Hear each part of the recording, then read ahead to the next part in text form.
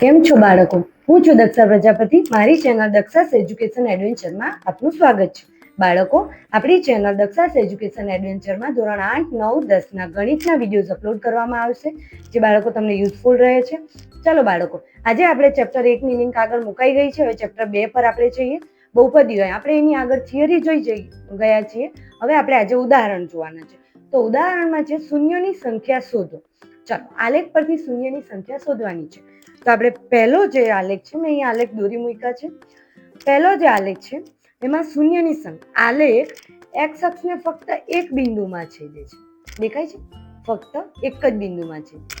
એટલે અહીંયા એની શૂન્યની સંખ્યા કેટલી થશે? 1. હું અહીંયા શૂન્યોની સંખ્યા 1 લખું છું. આ જવાબ છે. કેમ કે એક્સ જે આ અક્ષ છે તે આ વાય અક્ષ છે ને આ એક્સ અક્ષ છે. એનામાં તમને દેખાય છે એક્સ અક્ષને ફક્ત એક જ બિંદુમાં છેદે છે. આ જે છેદે છે એ વાય અક્ષ છે, એટલે એક્સ પર એક જ છે, એટલે શૂન્યની સંખ્યા 1 છે. ત્યારબાદ બીજો છે, એમાં દેખાય છે તમને ઊંધો પરવલય છે. તો એક્સ અક્ષને કઈ જગ્યાએ, જો આ એક્સ અક્ષ છે તો 1 અને 2, કેટલી જગ્યાએ? 2 જગ્યાએ. તો આનો જવાબ આપણો આવશે 2.